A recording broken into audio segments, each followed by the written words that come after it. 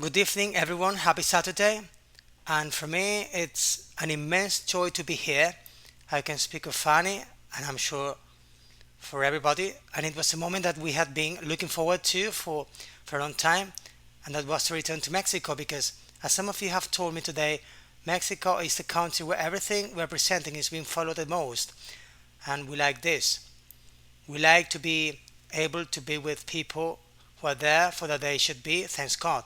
And it's a pleasure to meet you because practically all of you who are here, I didn't know anyone, and now I did know you because some of you had written to me, and now I can see you and know who you are, and I can put faces to those writings. And the truth is that we're very happy, and I have to tell you that I bring you memories, greetings from the people who meet us in Girona. You all know them. My brother Joseph, our, our brother in faith, Angel, also Luis and Anna, who are the most recent people who have accompanied us to many places, and all the rest who meet with us. From those who help us to be able to do things to those who assist us, everyone has given us greetings for you, and although there are very few of us there, the truth is that we feel very supported because there are many of you, not only you, but many people in other parts of the world who are on the same page. Thanks be to God. And, uh, and as I was also saying, we're all together in the same feeling. People from so many different places, and in the end, we're going to meet here or not, but in heaven. May we all know each other and be together for eternity. You know, the thing that I bring you today, you can see the title, The Feast of the Tabernacles. With this, we're going to inaugurate a series of talks that have to do, yes, with the Feast of Tabernacles, but that have to do with something that we have already presented for a long time, and that is the return of Christ. Let's take a look at this feast. Let's comment, let's see, let's educate ourselves. Why does such a feast exist among the Jews? Why does God tell them to have this particular feast? What is its significance? And what significance it will have? But I also want something else. That is tabernacle is something that we can live with every day. We were already in Madrid presenting about tabernacles, and it was a very beautiful moment because it was a meeting point for people who came from different parts of Spain. Others, some also came from abroad, and it's safe to be able to live together. This hasn't been exactly the case here because they were able to be in a campsite all together, and here you are where you can.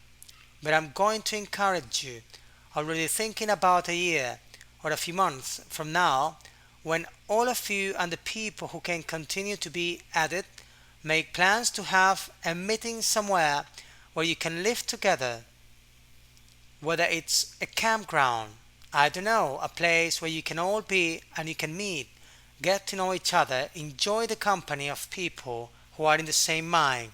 This was Tabernacles. And you know, Sister White, Ellen White, tells us we should do this. Have our Feast of Tabernacles.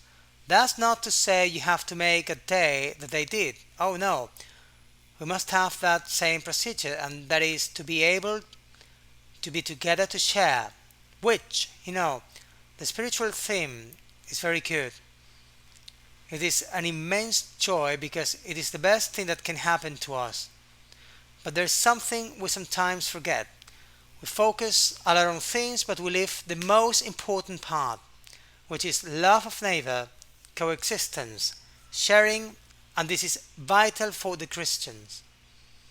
Notice also that the Apostle Paul tells us, do not fail to gather yourselves together, but apart from congregating on Saturdays or any other day as well, there is a special moment like the Jews have that God imposes on them, that once a year they all get together.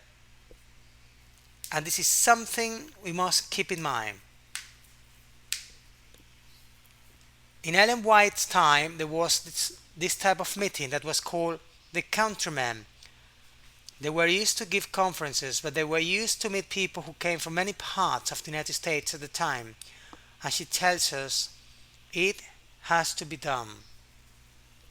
Well, let's do it. Let's do it and benefit. When we were in Madrid, people didn't want to leave. They wanted to stay, of course. They had to go. We all had to leave because then we have to keep working, no? But the people lived a precious communion that has served so that after each one of us went home, wherever we continued to maintain contact between many of them, and when we said goodbye, the farewells were eternal. We all say goodbye to the same person. How many times? I don't even know, because no one wanted to leave. But before they left, they were already asking to have a meeting like this again, because everyone saw that it was a great blessing. Well, let's at least try to make that same next year for all of you and for more people.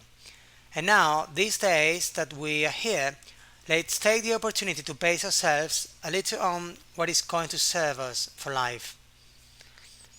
There is a text, first of all, that I would like to read to you.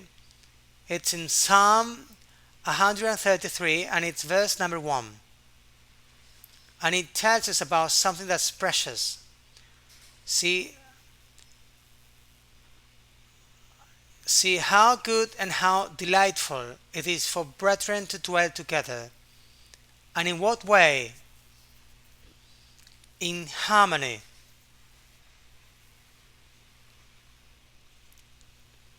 With this in mind, keep in mind that now you're no longer isolated individuals who are there, but you're all together and you're going to have special moments of communion with each other, because you will get to know each other, but you will be united through God, and this is what will unite you forever, each with your ways of being. It's true, but all united in the same feeling. This is in mind, and from now on we focus on the issue that has to do with all this. The Feast of Tabernacles. As you can see, it's going to be the first part. I have to tell you that we're not going to finish the issue here in Mexico. It gives for 4 themes, 5 maybe. We'll see in the end how far we get, because every time I say this is going to be 2 or 3 themes, and then they come out in many of them. But we're going to have essential parts. That's why I'd like you to follow this topic, because we're going to have the continuation of it in Mallorca, and we'll see where we ended. But keep in mind that this issue has to do not only with finding each other here, but it has to do with meeting God ourselves, and especially at the climatic moment of history, at His return. That said, we're going to focus on a question that you probably saw when we were talking about Christ's return in 2031. When it's 6,000 years since the entrance of sin. Let's go to this text, I say, in case you want to follow in your Bibles. Isaiah chapter 30, and we're going to look at 29 to 33. Especially we're going to stop at the 29th, but let's read everything first. Isaiah 30:29. You will have a song like the night when the Passover is celebrated, and joy in heart, like one who goes with a flute to come to the mountain of the Lord, to the mighty one of Israel. And the Lord will make his mighty voice heard, and will show the descent of his arm, with fury of countenance and flame of consuming fire, with whirlwind, tempest, and hailstone. For Assyria, which has smitten with a rod, will be broken by the voice of the Lord. And every blow of the rod of justice that the Lord sets upon him shall be with tambourines and harps, and in tumultuous battle he will fight against them. For Topheth has long been prepared for the king, deep and wide, whose pile is made of fire, and plenty of wood, the breath of the Lord, like a torrent of brimstone, kindles it. It is a text that you will say, what does this have to do with the Feast of the Tabernacles? To begin with, he talks about Easter. Was Passover the same as Tabernacles? They were two different holidays, two different events. But if you notice, it tells us about Easter. But if we keep reading, it tells us something else. And it is a situation in which God, with consuming fire, exterminates.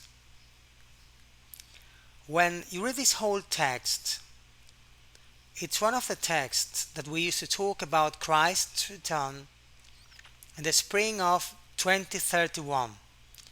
But we made a mistake, and we have to say it publicly. We made a mistake. What is this error? The year? No, the year is correct. The time of the year? It's something else. Today we're going to break all of this down a bit. Easter, what time of year is it?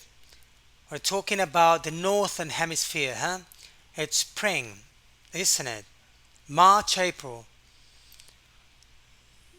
When you look at this text, you realize that it is talking about something important, which is the return of Christ, putting an end to everything. And he says, you will have a song like a night when the Passover is celebrated, and joy of heart like one who goes with a flute to come to the mountain of the Lord, to the stronghold of Israel. Easter, Christ's return, seems like a logical one, doesn't it? But have you noticed the words, "Ye shall have a song," like the night that Easter is celebrated? Is it the same as Easter night? Similar. That's a big difference, huh? Let's dig into this a little bit. Let's go to the strong concordance and read celebrate. Let's search for celebrate, because the text told us, and it is celebrated at Easter, and the text of Isaiah 30:39 says, on the night when the Passover is celebrated appears as reference 69:42. Let's find out what it means. In Hebrew it is Kadash. And what is all this about? To be, to do, to pronounce, or to observe how? Clean. Set aside, celebrate, consecrate, dedicate, prepare, promise, purify, sanctify, holy, point out. All this is already given us a series of concepts, but notice that is associated with observing how, like. We're now going to look at other versions of the same text that we have initially read from the King James versions, 1960s, because now that we're going to look at this comparison with other Bible translations on the same text. And let's go to this, the Holy Bible, and here you have it, which is translated by Don Felix Torres Amat, a Catholic version. Notice what verse 29 tells us. But you shall sing a song as on the night of the holy solemnity of the Passover, and the joy of your heart shall be like that of the one who ascends, etc., etc. Look, here he translates something different, right? As on the night of the holy solemnity of Easter, similar to the holy solemnity of Easter. It's kind of like the other text. We could say quite a lot. Let's go now to another version. The word God's message to me, he translates it like this. But you shall sing a song as on the eve of a sacred feast. And he continues, do you see here that it says Easter? It doesn't say Easter. As on the eve of a sacred feast. And how many holy feasts did the Jews have? There were especially some that the Lord had them some once a year. How many of these feasts did they have? Three, to be precise. They had three. But here, why doesn't it say Easter? Put sacred feasts, and that's it. Notice how it already raises some doubts, no? So, is it Easter or is it not Easter? Let's look at another version, the Bible of our people, Pilgrim's Bible, Luis Alonso Schockel, and here it translates like this: You shall sing a song as on a sacred night of feasting. Notice again, it doesn't put Easter here either. Let's look at yet another version. The Holy Bible of Dr. Jose Maria Bueno Monreal is the translation of the original writings by Serafín de Ausejo, a Bible also a Catholic Bible. Look at how he translates it. You shall sing a song, and on the night of the holy solemnity. These are words that appear in the translations that we have seen the strong concordance as possible words to put like celebrate and so on, But it doesn't say Easter here either. It speaks to us of the holy solemnity. Certainty, a very solemn thing, of course. The Bible study, God speaks today, how it translates here. But for you there will be singing as on the night of a sacred feast. Now does it say anything about Easter? It says sacred feast. Columna mother of pearl is also well known. Then ye shall sing a song a night when a feast is sanctified. It also changes, Who will be right? Who translates it well? Let's go to this other version of the Bible by Dr. Evaristo Martin Nieto, Pauline Editions. Ye shall then sing songs as on a feasting night.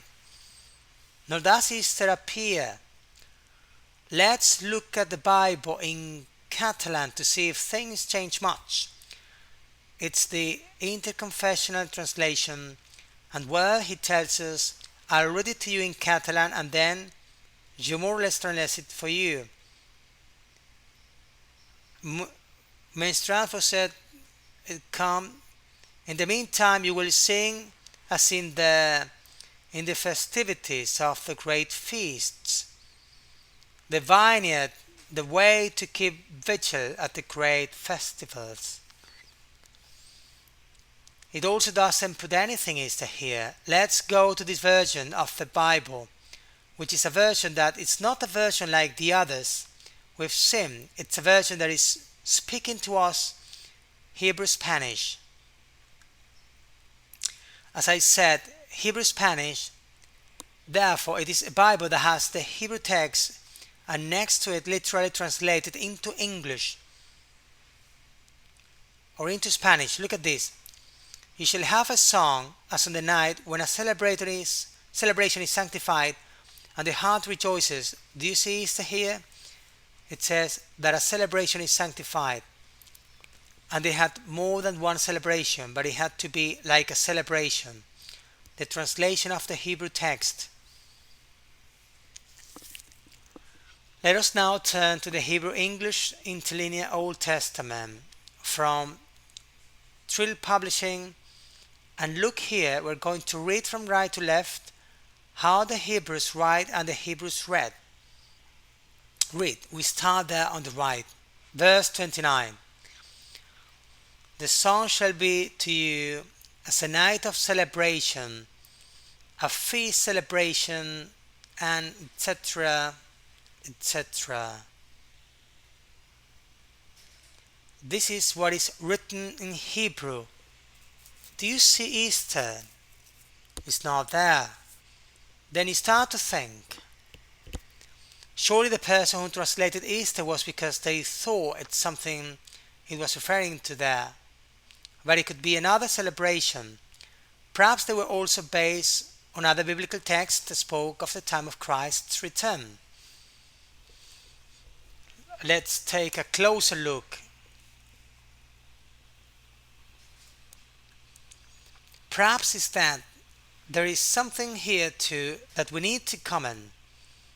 We were also dealing with this text, Hosea 6 from 1 to 3. Come, let us return to the Lord, for he is taken us away, and will heal us. He is smitten, and will bind us up. He will give us life after 2 days. On the third day he will raise us up, and we will live before him. You all remember that we discussed this in conferences, don't you? 2 days, 2 millennia. And on the third day, the return of Christ, the resurrection. And look at verse 3. And we shall know, and we shall continue to know the Lord, as the dawn is ready to go out. And it shall come to us as the rain, as the latter and former rain to the earth.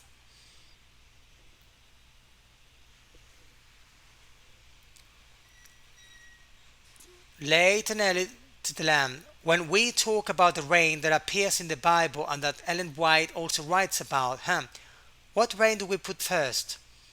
Early rain and then late rain. And why does the text say latter and former rain to the earth? Why does he speak backwards here? At what point would you put the latter rain? At the end times.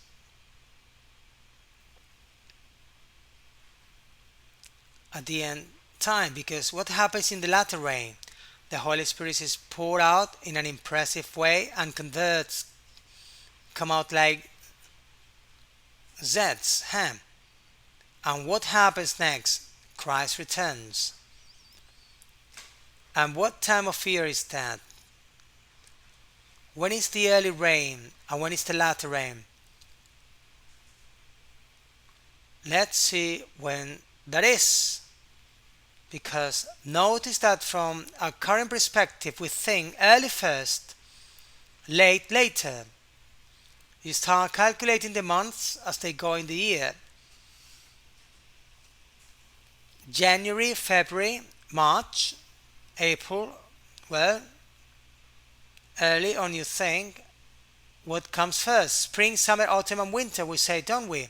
When they teach us how the cycle works, well, you think early will be spring and the other because it will be in the end in autumn, the late. Let's see if we think correctly. We go back to that Bible, Hebrew, English, and look at the text of Hosea 6. We go straight to verse 3 when it tells us, his departure is as sure as the morning and will come to us like rain, like the last rain that watered the earth. Go. Does it say anything here about the late and early rain? Here it tells us the last rain that watered the earth. The last rain that watered the earth, you think is the latter rain, don't you? Look. In our concept of being so little peasant and peasant, it is usually the reasoning that would lead us to think, isn't it? We will see if this reasoning is true or not, because that has a great significance. Let's take a look. Well, here it is. I put all these for you to check. We're not making anything up. Everything is step by step demonstrable. Let's go back to the Hebrew English interlinear and look at how verses 3 translates it for us. Therefore let us know. Let us go on to Yahweh, and the dawn will appear, his departure, and there will come as rain for us, as spring rain waters the earth. Now here he tells us, directly, like spring rain watering the earth, and the other one that told us it was the last rain, right? Mental cacoa that we have, right? How do we fix this? Because the message is tremendous and now we're confused. How do we clarify that? Let's go back to Strong. See how, and we look for latter rain. The word late, let's turn to the text of Hosea 6:3, references 44:56. Let's see what they have to say here. Malkosh is the Hebrew word Malkosh is the Hebrew word. Spring rain, eloquence, late rain. Well, in other words, the spring rain is the latter rain. You see your concepts as litter of the field as we will roam. Let's take a closer look. Let's go early. The latter rain. Now let's get to the early one. Reference. Reference 3138. The word is yore. Splash. Spray. From here to showers or autumn rains. Early rain. Go. How wrong we were. What bad persons we got, huh? It turns out that it's the reverse of our concept of spring, summer, fall and winter. And also this is interesting, huh? Let's take a closer look at that. Notice that here it tells us that all this originates from the particle 3384. Let's see where this comes from. From Yara. I'm sure that angel, when he says it, who had spoken of Yara and so on, it's not for less than to be attentive. Yara, to flow like water, to rain, to place or shoot an arrow, to shoot, to aim, to stand out, as if pointing with the finger, to teach, to stab, to shoot, to throw, to knock, to direct, to cast, to teach, to direct, to sing, to instruct, to reign, to manifest, to show, to put, to satiate, to sign, to throw.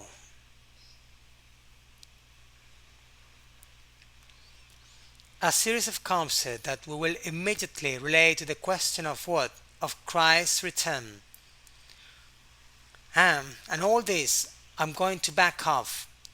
It takes us to early rain, no late rain. So it brings us to what season of the year? Autumn. It doesn't take us to spring. Let's go to the Adventist Bible commentary, where we're going to find something interesting when he talks about late and early rain. The early rain, which came after the summer and fell from the end of October to the beginning of December, quotes text Deuteronomy 11:14, 12 to 23, permitted sowing in the fall when the Jewish civil and agricultural year began. 1 minute. The calendar year was starting when? In autumn. But didn't we say that the year began in spring? In Aviv? Was it a mistake to say that the year began in spring? No. And why not? Because it turns out that the Jews had two calendars, two ways to start a year. The civil was related to the agricultural and the religious. These are two ways to start a year.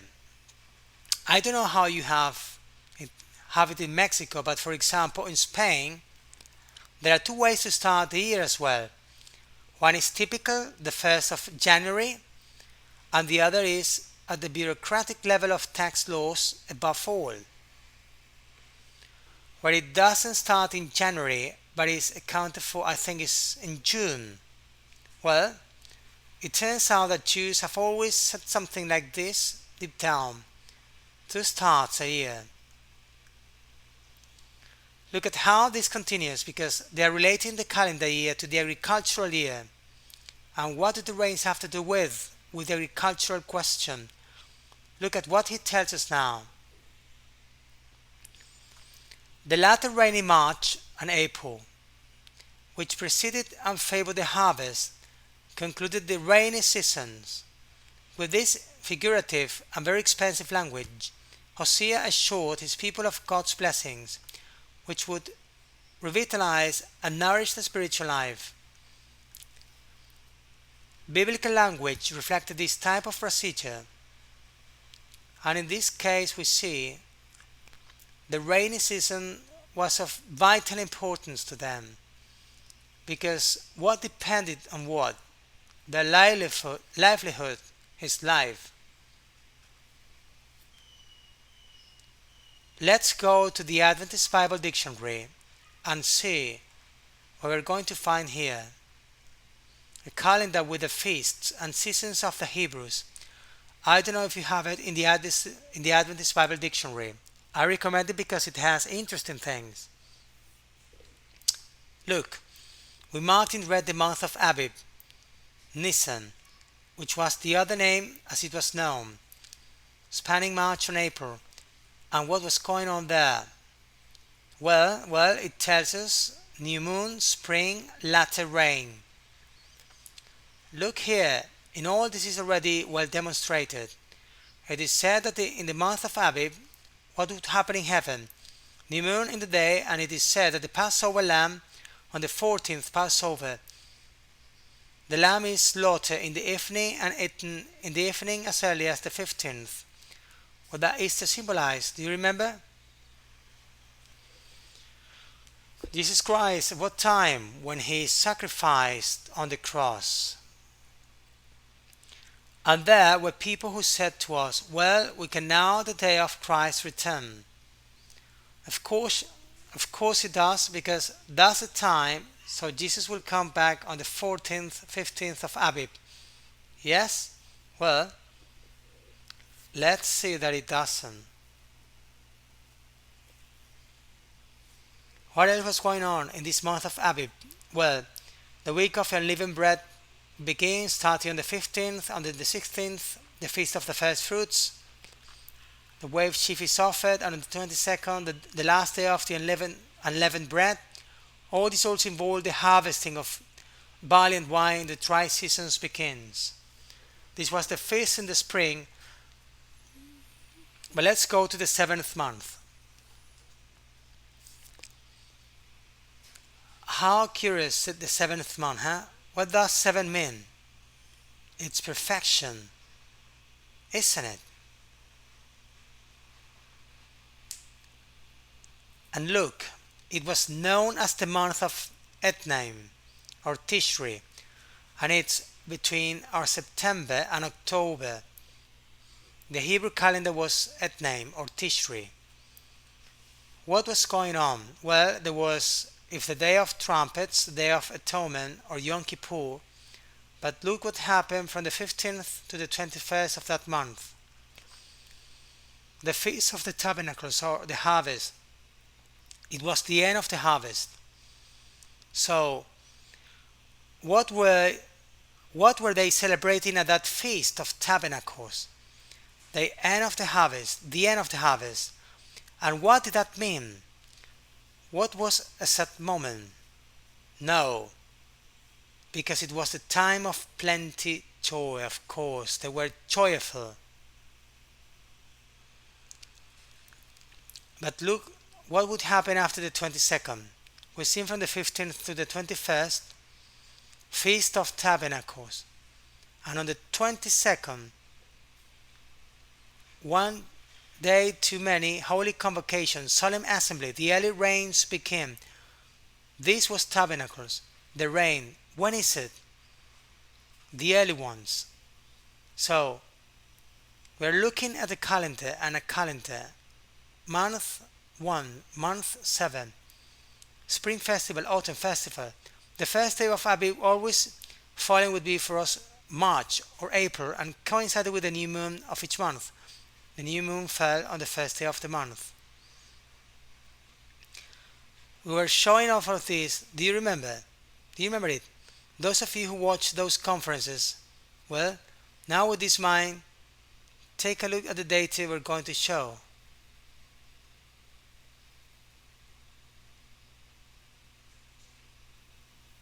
The word party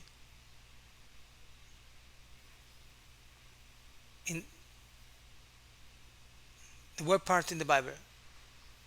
Huh. A celebration or observance that was repeated annually, most of them related to ceremonial law, 3 times a year. All the Hebrews, male, were to assemble in Jerusalem. 3 times a year. It's also a coincidence that there are three, isn't it? Famous little number. To celebrate the three feasts of harvest. Point number 1 says, Feast of Unleavened Bread, which follow immediately after the Passover meal the night before, in the middle of the first month, at the beginning of the barley harvest. Point number 2 tells us, the Feast of Weeks or Pentecost, 50 days later, which celebrated the harvest of wheat. But look at point number 3, the one that fully concerns us, Feast of the Recollection or of Tabernacles, in the middle of the 7th month, at the end of the harvest of olives and fruits. Olives and fruits. It was time for the harvest. There were several other annual feasts of the Levitical law, the fourth being the Passover, the fifth Feast of Trumpets, the first day in the 7th month, which was the civil New Year's Day, and that is still observed as such. And point number 6 was the Day of Atonement, on the 10th day of the same month, on which the Israelites were to afflict their souls, though they were not all required to go to Jerusalem. Therefore, there were 3 feasts that did, but others that it wasn't necessary to go there. These feasts included 7 annual Saturdays in addition to the weekly Saturdays, but not on the 4th commandment and separated from them. By the way, this is something I'll have to discuss in the next topics of the peace of God, because Colossians chapter 2 has a text where most of the Protestants of this world, evangelicals, say we must not, because they say no one should judge you. Why? On Saturdays and other things. There are people who ignore that Saturday wasn't just one day out of every 7 repetitive weekly cycles, but there were Sabbath, rests, feast, which had to do with these Jewish festivals. And that's why Paul says to them, let no one judge you for this, because he doesn't play anymore. You don't want to be judged on this. Well, this is implicit in this message. But let's look at more. These saints fell on fixed days of the month, so they corresponded to different days of the week, the different years. New moons could also be considered monthly feasts. Do you remember a text that says, from month to month and from Saturday to Saturday? What shall we do? We'll go to worship in the New Jerusalem. This is already the case when the millennium has passed and we live on earth again. And the month, how did it start? With the moons, that this is holiday will exist. We will meet on Saturdays, and at the beginning of the month, we can get ready because in 13 years it's going to be like this, and that is, hey, we're going to live that. Well, after 1,000 more years, of course.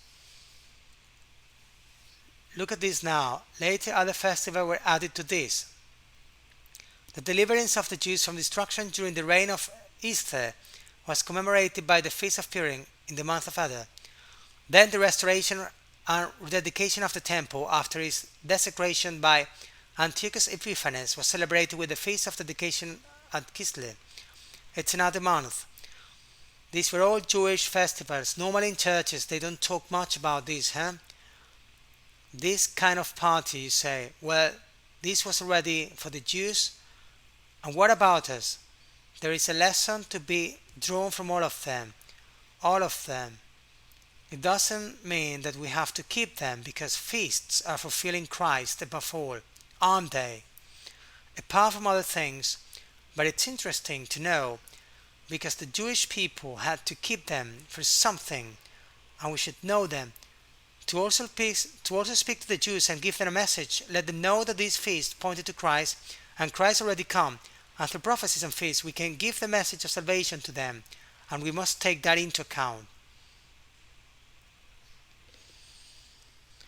The Jews observe this feast to this day, of course, without the sacrifices. Hey, it remains to be added here for the time being, for you know that they are instructing the priests and the Levites to make sacrifices in preparation for the third temple in Jerusalem. This is already a reality. And if they didn't accept Jesus as the Messiah, what will they do when they are able and have a temple?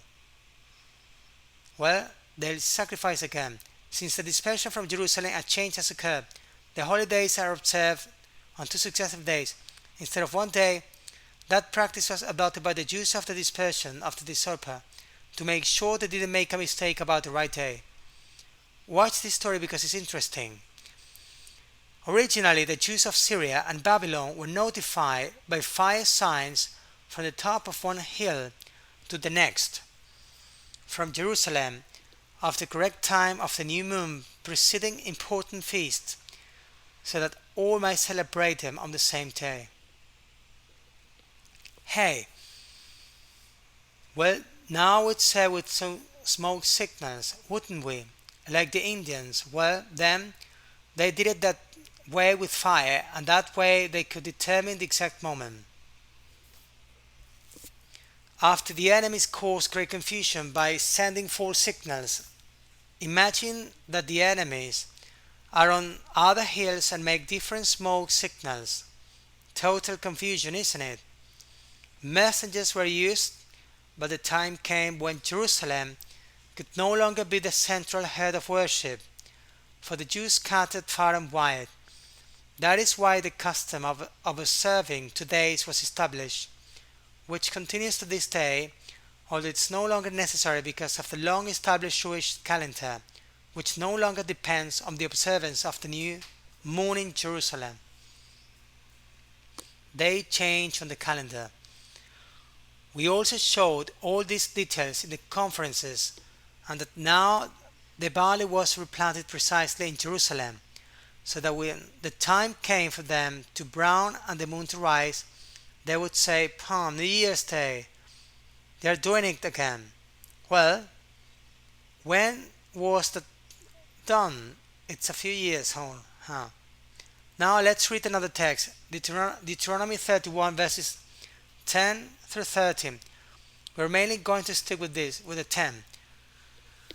And Moses commanded them, saying, At the end of every 7 years, in the year of remission, at the Feast of Tabernacles, when all Israel comes to stand before the Lord your God, in the place he chooses, you shall read this law before all Israel in their ears. You shall gather together the people, men and women and children, and you strangers who are in the cities, that they may hear and learn and fear the Lord your God, and take heed to keep all the words of this law. And the children who didn't know, let them hear and learn to fear the Lord your God, as long as you live in the land where you are going, crossing the Jordan to take possession of it. What land was this? What land are they going to cross in the Jordan? What are they going to find with Andorra, with Madagascar? What land was it? Canaan. And was this for Canaan? Don't you sing a hymn that has to do with the heavenly Canaan? It's where we all need to come in, isn't it? And did you notice when I mentioned in verse 10 what this should be? And Moses commanded them, saying, At the end of every 7 years, in the year of remission, at the Feast of Tabernacles. What is referred? Notice that sometimes we read, and we get a word and, well, we skip it, and you more or less imagine something. This is a Feast of Tabernacles, curiously, 7 years. Let's go to the study Bible. God speaks today. He translates it like this: every 7 years, when the year of forgiveness of debts arrives, during the Feast of Tabernacles. The tabernacles are tabernacles. Why is it called like this? Do you remember a Bible text from someone who says, let's make some vows, Peter, and at what point? At the transfiguration. At the transfiguration, huh? That's when it manifests. Who? Glory in Jesus Christ. His divinity comes out. And next to it, who is with Jesus? Elijah and Moses. Symbolizing what? Or whom? Elijah, whom does it symbolize? Other than that, it really was Elijah, huh? But who does it symbolize? To the third Elijah. John the Baptist, and then the third Elijah. Yes, in a way, yes, it symbolizes the third Elijah, John the Baptist as the second Elijah, but it also symbolizes something else. The 144,000. Did Elijah die when he went to heaven? No. Therefore, it symbolizes those who will be alive when Christ returns, for the 140,000 who are going to be saved and without seeing death are going to be pierced into heaven. And the other character, Moses, whom does it symbolize? To those who have fallen asleep in God. Believers dead in faith in Christ, those who are going to be saved, who have died and are going to be resurrected to go to heaven. Therefore, that moment it symbolizes Jesus, this one and this one. Whom does it symbolize? What moment in history? To the second coming of Christ, by all means. And at the second coming of Christ, Peter says to him, let's make some vows, let's make some tabernacles. At the second coming of Christ, tabernacles, let's have a feast, tabernacles, vows, because they were going to have a great time, great. And what was going on? Remission, year of debt forgiveness. When is debt forgiveness? Jubilee.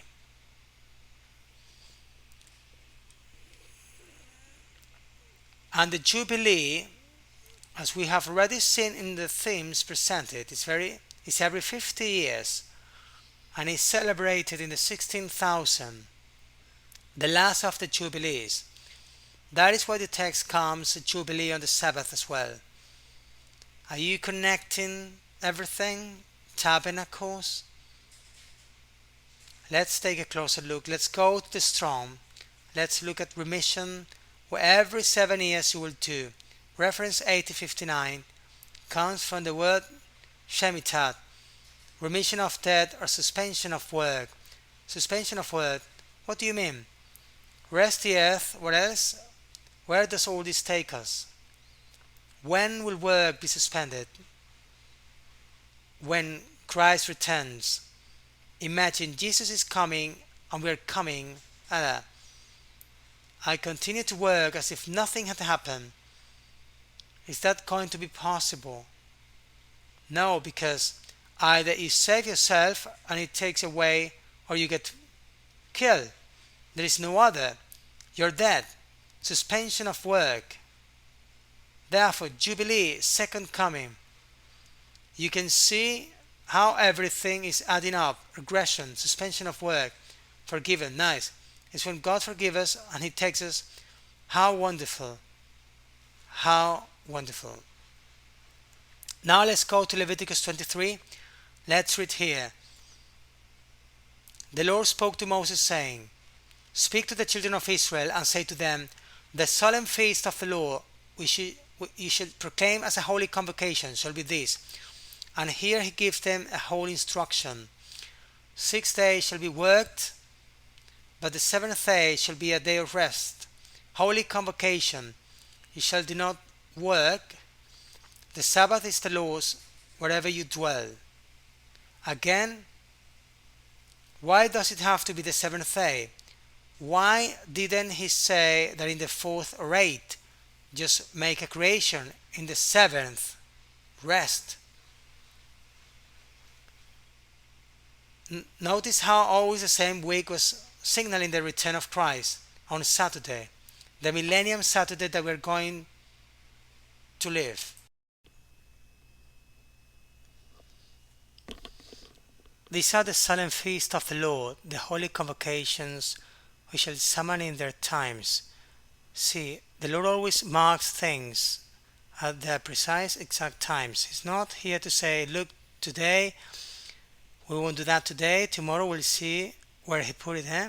No, that's what we humans do, who are the way we are, but the Lord nailed things in their timing. In the first month, on the 14th day of the month, between the two evenings, the Passover is of the Lord, and on the 15th day of this month is the solemn feast of unleavened bread unto the Lord. 7 days you shall eat unleavened bread. Notice how we are told about 7 during these holidays now. On the first day you shall have a holy convocation. You shall do no work of sevens, and you shall offer unto the Lord 7 days an offering by fire. The seventh day shall be a holy convocation. You shall do no sevens work. He is instilling it back in us. No work.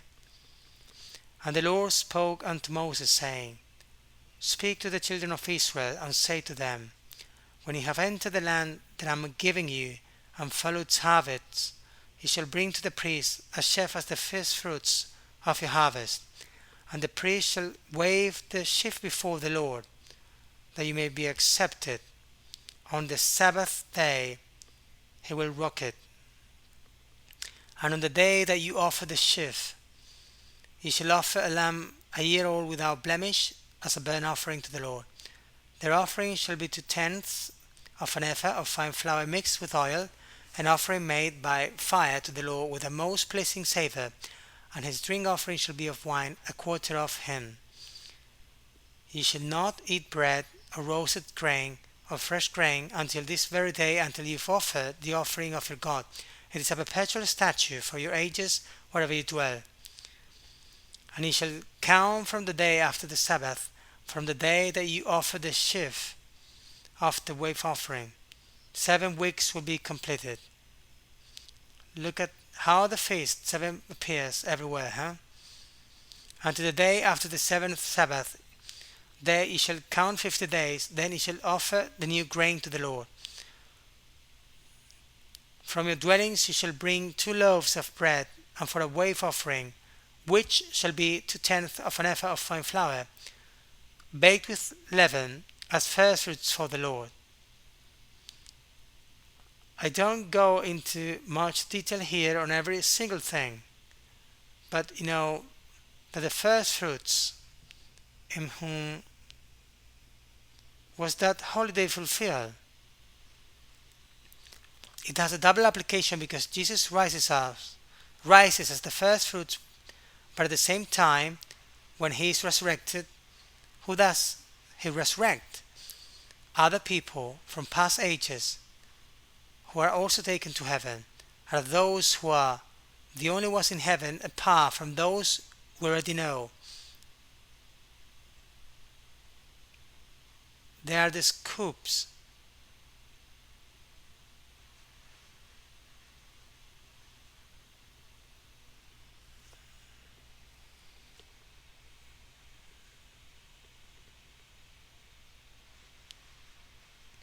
Will there be another fulfillment of first or not?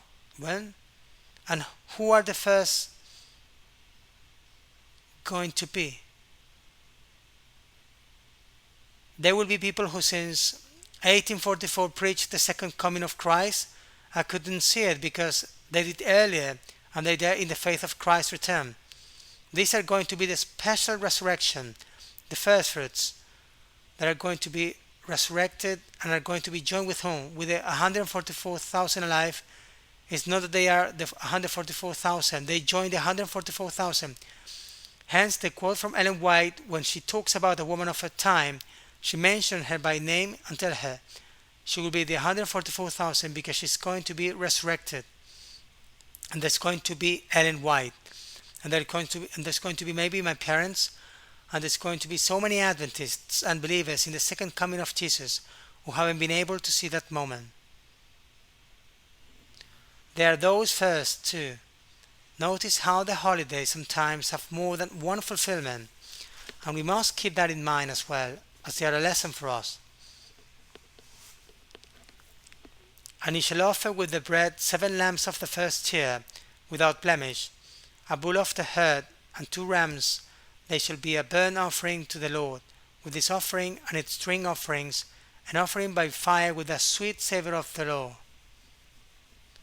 And he shall offer 1 male goat for a sin offering, and 2 lambs of the first year, for a peace offering. Look at how all of this broke it down. What they have to do. Nothing was left to chance. And the priest shall present them as a wave offering before the Lord, with the bread of the firstfruits and the 2 lambs. They shall be sacred to the Lord and to the priest. And who does the priest represent? Jesus himself. It is therefore a sacred thing to Jehovah, and is going to be sacred to him. And he shall call on this very day a holy convocation. He shall do no work of servants, perpetual status wherever you dwell for your generations. And the Lord spoke unto Moses, saying, Speak to the children of Israel, and say to them, In the 7th month, on the first day of the month, you shall have a Sabbath, a commemoration by the sound of a trumpet, and a holy convocation. You shall not do any work of servants, and you shall offer an offering by fire to the Lord. The Lord also spoke to Moses, saying, On the 10th day of this 7th month shall be the day of atonement. You shall have a holy convocation, and shall afflict your souls, and you shall offer an offering by the fire of the Lord. And when did this come to pass on a symbolic level? Where was this feast pointing? What happened in 1844, Yom Kippur, Day of Atonement, October the 22nd? It was the fulfillment of this feast. This is the past, huh? And this was the one of atonement. For every person who doesn't afflict himself on this very day shall be cut off from his people. And whosoever shall do any work in that day, I will destroy such a person from among his people. He shall no work. It is a perpetual statute for your generations wherever you dwell. It shall be a Sabbath day for you, and he shall afflict your souls, beginning on the 9th day of the month in the evening. From time to evening he shall keep you rest. Why do we also keep the Sabbath from sunset to sunset, from afternoon to afternoon? How did the day begin at creation?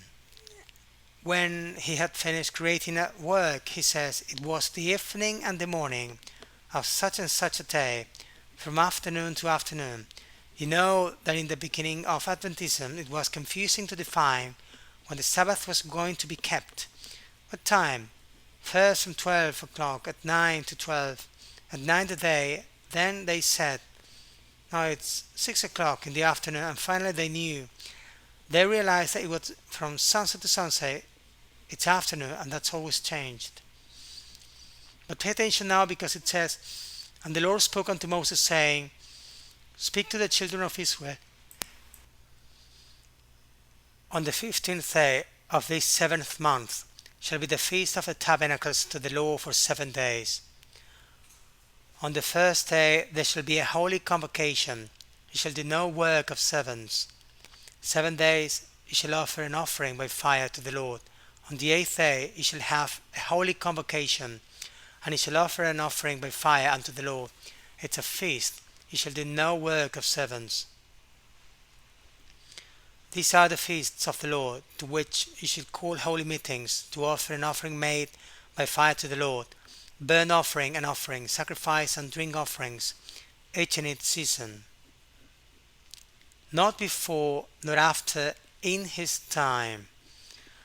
And so many times you hear a pastor say, no, 2031, okay, yes, it's 6,000 years of history, but Jesus will come first, because it would have to be said that it comes sooner already, in his time. How many times do we want to put out unbelief for our own interest over what God says? How foolish we are sometimes. But there's something here that I don't know if you've noticed. There are parallels between holiday and which one? Easter. It's a very similar procedure, huh? That's why you understand that in those translations it will mean like Easter and so on, because it was a great parallel. But there's something here that I don't know if you've noticed. It says that for 7 days you shall offer an offering by fire to the Lord, and on the eighth day, what's wrong? You will have a holy convocation, second coming of Christ. How many days will it take to get to heaven? One? None?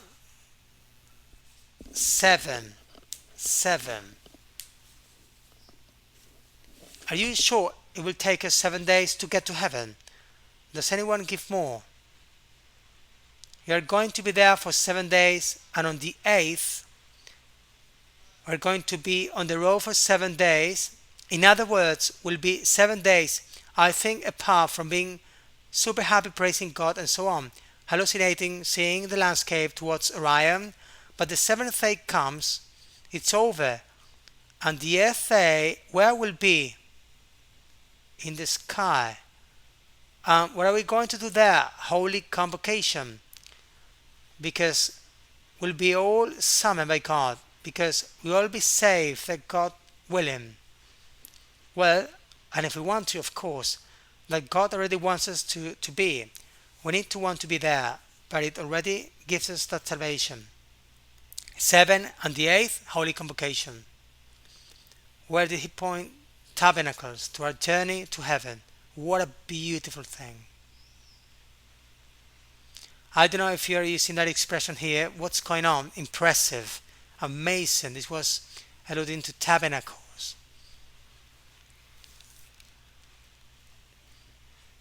In addition to the Sabbaths of the law, your gifts, all your vows, and all your free will offerings, which you are accustomed to give to Jehovah. But on the 15th day of the 7th month, when you have gathered the fruit of the ground, you shall make a feast to the Lord for 7 days. The first day shall be the Sabbath, and the 8th day shall also be the Sabbath. When is the Lord returning? We saw it in Psalm, address Jubilees too.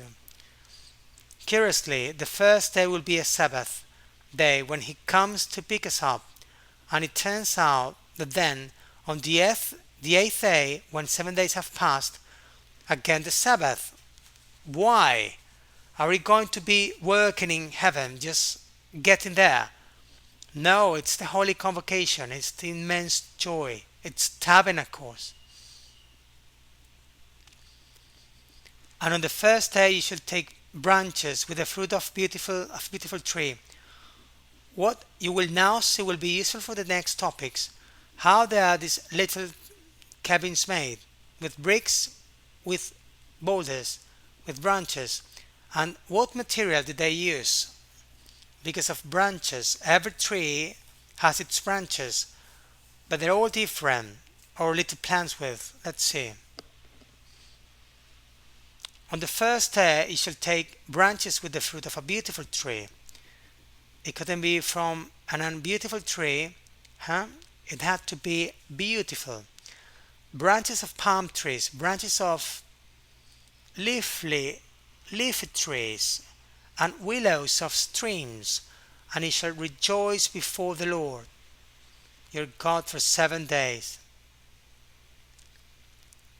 And he shall make a feast to the Lord for 7 days every year. It shall be a perpetual statute throughout your generations. In the seventh month you shall do it. You shall dwell 7 days in tabernacles. Every native of Israel shall dwell in tabernacles.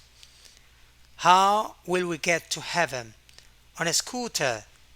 How will we live? In the clouds. In the clouds, right? On the platform is that God leads us. That is going to be covered. It's supposed to be, isn't it? Because tabernacle is to be covered indoors, protected. Why did it have to be those kinds of branches, leafy trees? Because if it rained, what happened?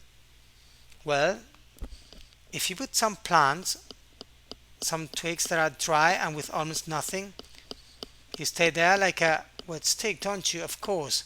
Well, that's why they were made with leafy living trees, even though they were cut off, right?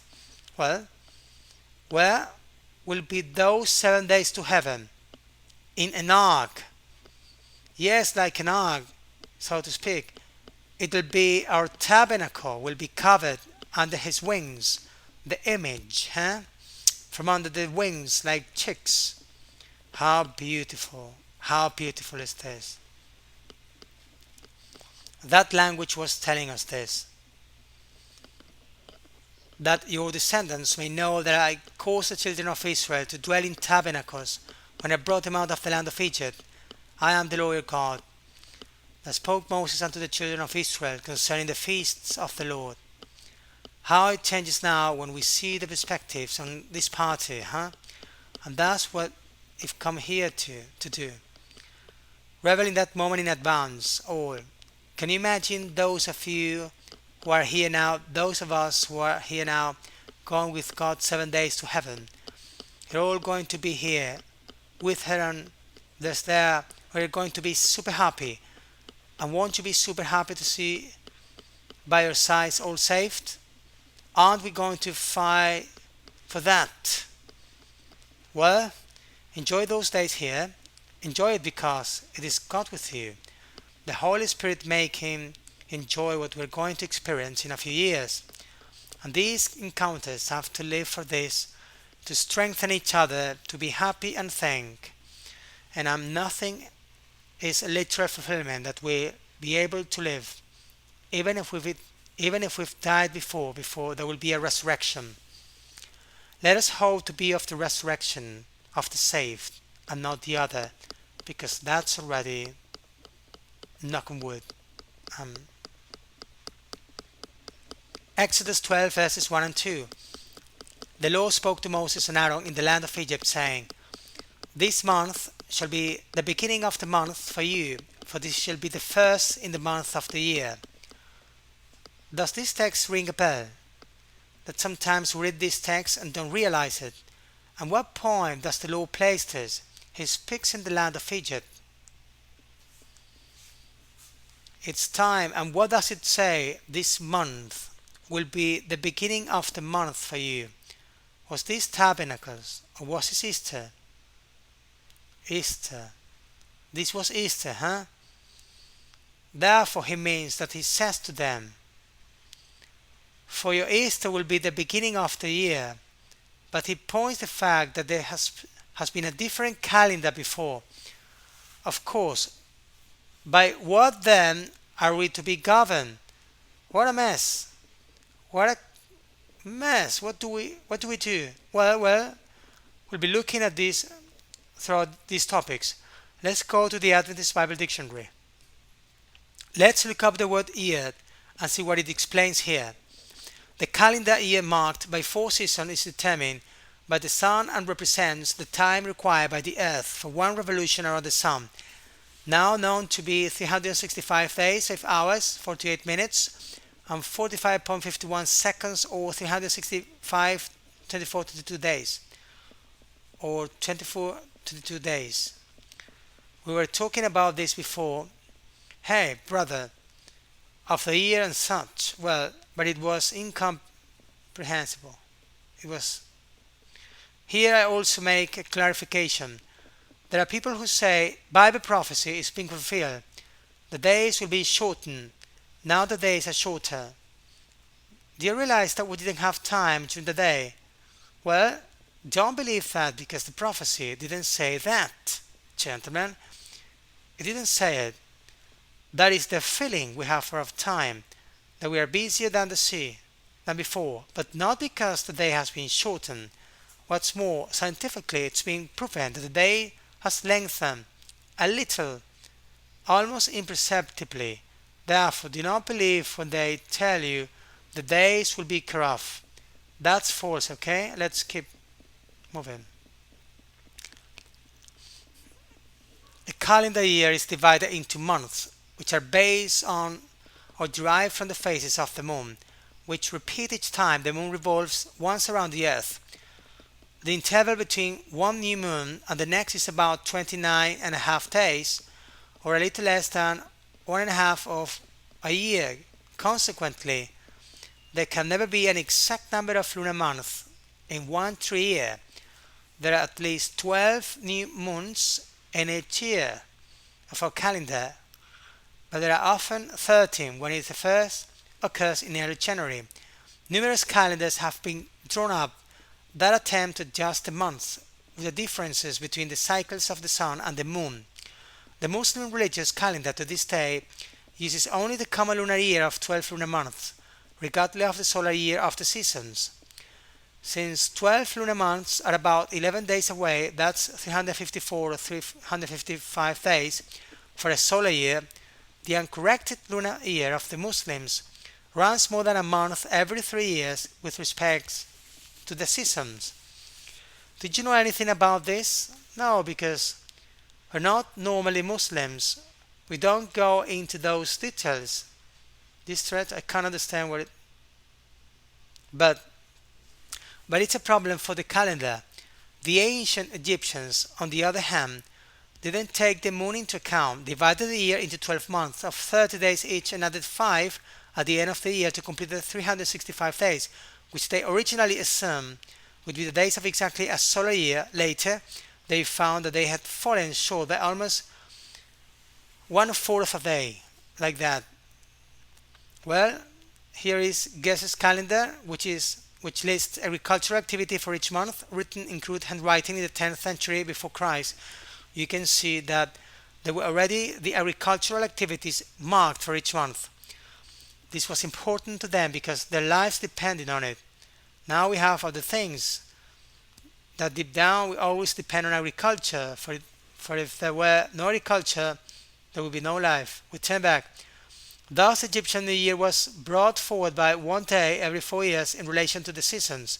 If Moses, educated in all the wisdom of the Egyptians, had adopted an Egyptian calendar for the Israelites, their months would gradually have lost their correlation with the seasons. For example, in David's time, the Passover would have been moved from spring, when it was instituted, to the middle of winter. Quite a good lag. But the brief and simple instructions given to the Israelites in the Exodus, without the need for astronomical and technical knowledge, were enough to prevent the Hebrew year from wandering through the seasons. It was very easy to count 12 months by the new moons, and a simple judgment, implicit in the law of feasts, served to maintain the variation within the scope of a month. The following instructions affected the schedule. Pay attention to this point number 1. The first month of the year was to be the month in which the Israelites came out of Egypt. This was on the vernal equinox, that is, was Abib or Nisan. We're left with this number dialed. We're going to keep reading and we'll still see another one. The ceremony of the wave sheaf in connection with the Feast of Unleavened Bread, which followed the Passover in the middle of the first month, was to mark the beginning of the barley harvest and was to proceed by 49 days, 50 counting both ends, the Feast of the First Fruits of the wheat harvest, Feast of Weeks, autumnal equinox, later known as Pentecost.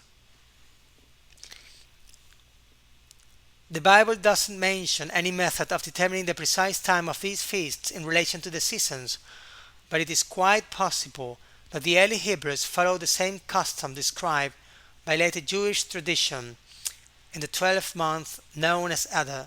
It was evident from the conditions of the barley plantings near Jerusalem that in the middle of the next month it would be too early to offer the wave sheaf of ripe barley.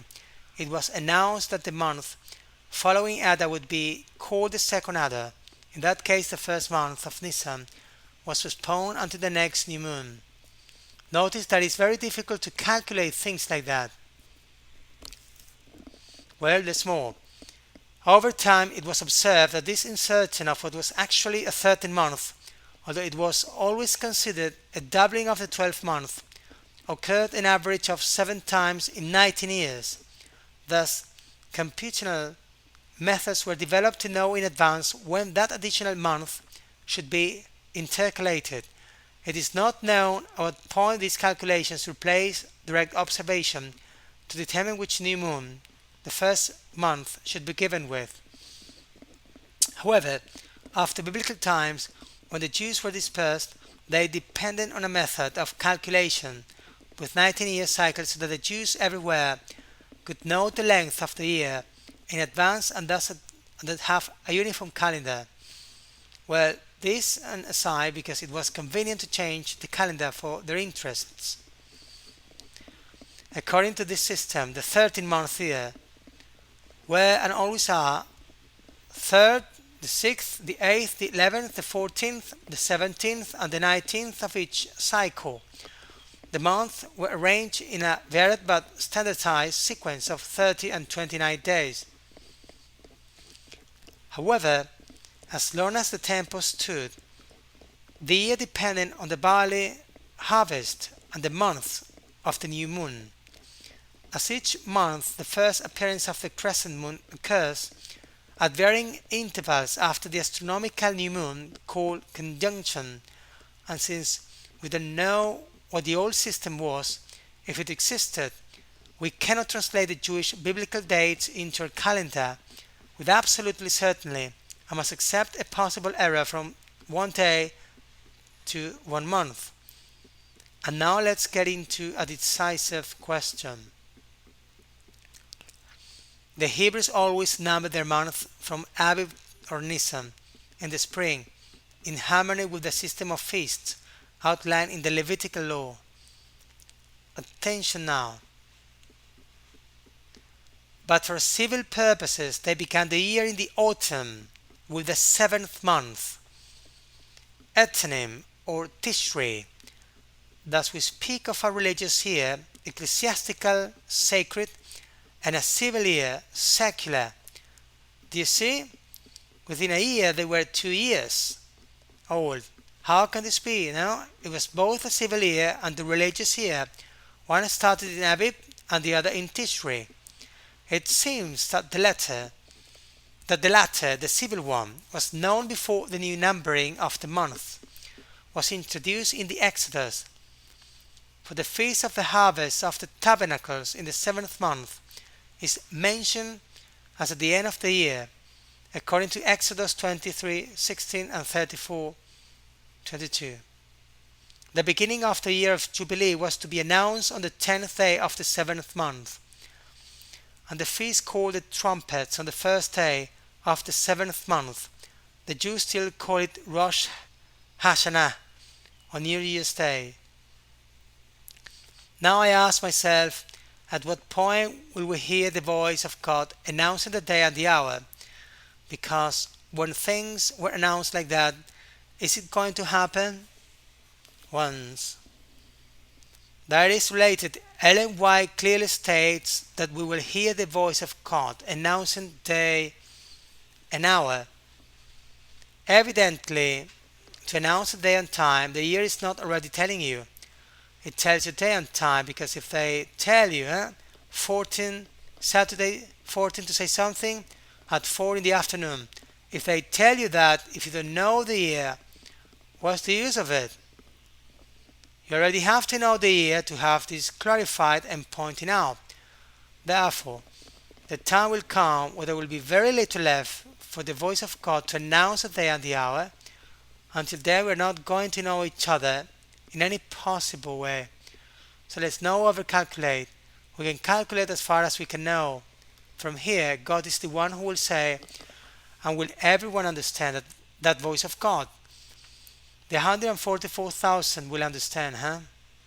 The rest will hear thunders and will be terrified, but they will not understand that it's the voice of God. They're just going to be scared to death, but that's it. Well, let's see if from here to the end it also comes out when the number of that voice of God is going to be. For dating purposes, the Hebrews didn't number the years in a long series as we do now in the Christian era from 1 to 2000, etc.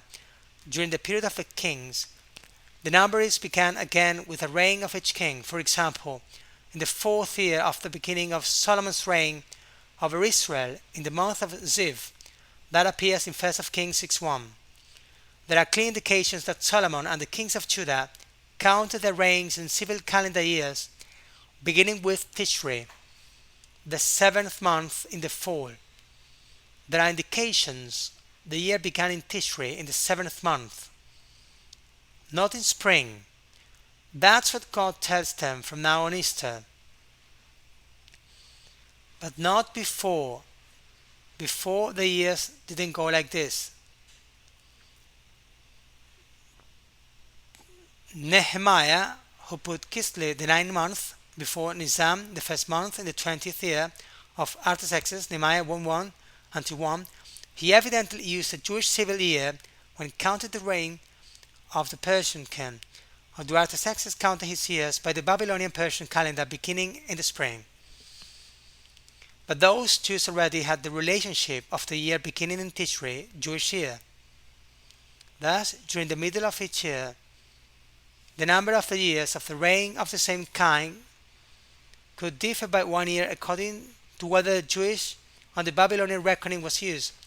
However, there are indications that the intertestamental period, including Herod's reign, the years of reign, were computed by the Jewish religious year beginning in the spring.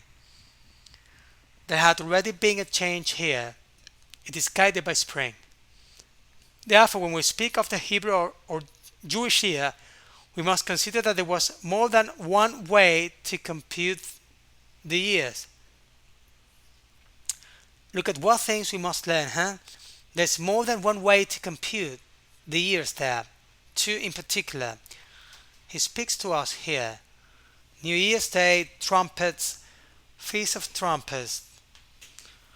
But let's take a sabbatical and see what it tells us. In Hebrew, Shana, Shabbaton, the term sabbatical year doesn't appear in the Bible, but the institution is mentioned with phrases such as the Sabbath rest of the earth shall keep rest on the Sabbath.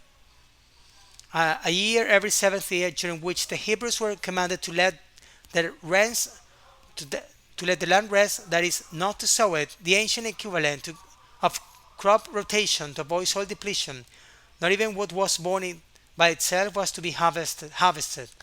The 7th year was also to be a year of remission, in which the debts of poor Hebrews were to be forgiven. Although the Bible doesn't mention the practical observance of any sabbatical year, evidently the Jews observed the custom in the time of Alexander the Great of Julius Caesar, kings who exempted them from tribute during sabbatical years. 7 weeks of years culminated in the Jubilee. I always think Jubilee, return of Christ, the continuous teaching that was given with this. Sabbaticals are measured when between Tishri and Tishri.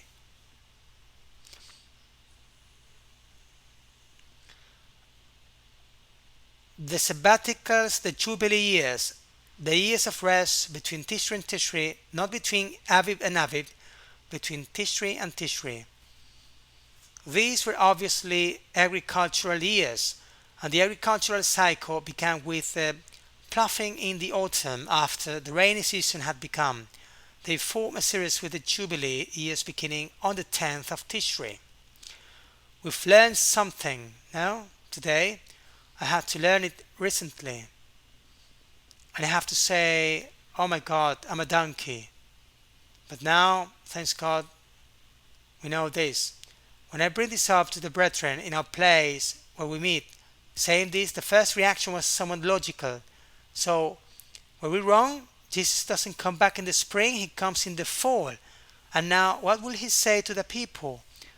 What will he say to the people? Then, is it all a lie?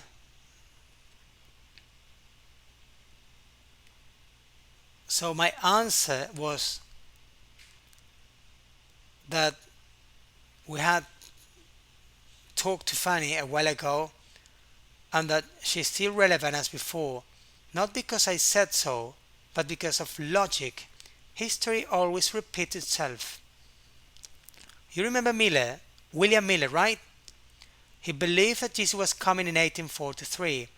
He had to rectify the year 1844. A matter of a few months, come on, but history repeats itself. Does that mean it won't come in 2031? No, the 6,000 years. They are fulfilled when they are fulfilled in that year. But look at how the issue is accounted for. In Tishri, in cabins, in trumpets, in bowers. We'll see more about this topic. Because the moment we start to dig deeper into how they build those cabins, what did they do during the course of those holidays? We're going to see tremendous applications to our spiritual lives, but clear applications of Christ's return. And for not knowing those feasts very deeply, which unfortunately aren't taught if you don't look for them, well, we've missed things. And again, I'm not saying we have to keep the feast, huh? Please don't get me wrong, of course not. But we have to get all the implication. We need to know the details. That's why he's in this. Things are not put in the Bible for the sake of it. And God told them that they had to do things for the sake of it. What does the Bible say? That everything has been recorded. For whom especially? For those who have reached the end of time. For us.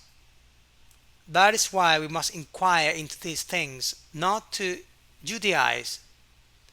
Let's not fall for that, but of this, because he was giving us a message for us, and if God wills, they must be standing when Christ returns.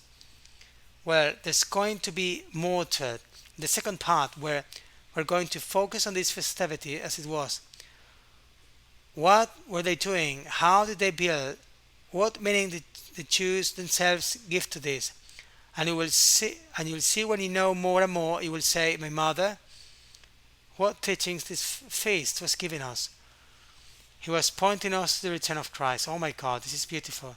So knowing these things, are you not going to meet at least once a year among yourselves, wherever you come from any part of the country, making an effort, a sacrifice for this? Ellen White talks about that. Ellen White says that it's a pity, and she already said this in her time, that it's a shame that many people put butts to tent to this meeting because I don't have money, I don't have time, I have to spend more time on I don't know what. But when I think is indeed, when I think is needed and needed, is taken from wherever to get the thing. So sometimes it's not really possible, but many times it is. And it's because you don't feel the need to be together. We don't feel the meaning of the holiday for us. No partly of God. We're going to have a good time, and there is no.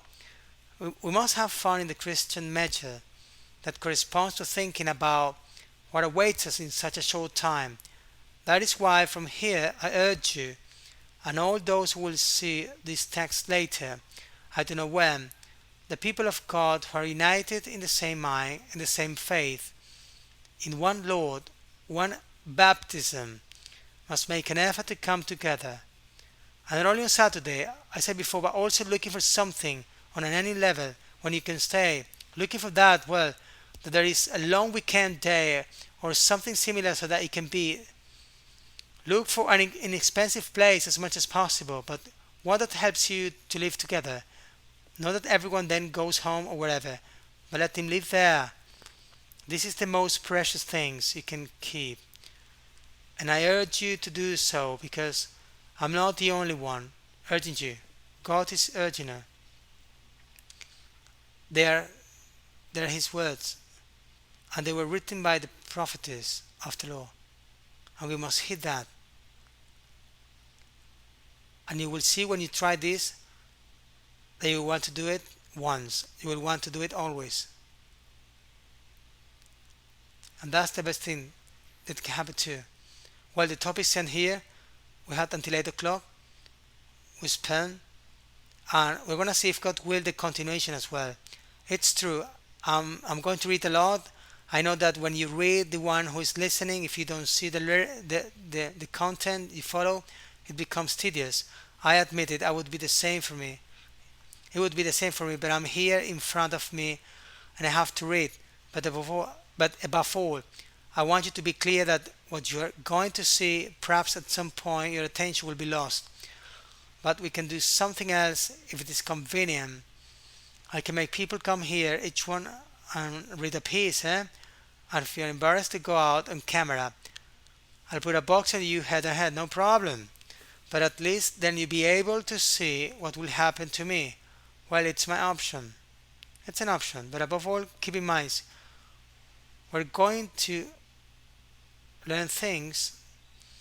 But there are people of other faiths who have studied it, and let's refer to them. For us always examine all things and hold fast away what is good. And sometimes we have to learn from those and don't underestimating them. Sometimes we have to learn things from them too. Perhaps there will be qualification that will be have to correct and say, no, this is not because of this or that, but on a general level we can get a lot of it. Well, let's do it. And I'm telling you, the topic doesn't end here because all this is going to lead us to quotes from Ellen White that are overwhelming, impressive. And now that we know, thanks God. Well, let's finish, if it's okay with you, and if you don't too. No, I'm a dictator with a prayer. We'll stand up because on your knees, I think it's going to be difficult for you to get here, yes? You can bring to your knees as many as you can, and we're going to raise a prayer to the Lord.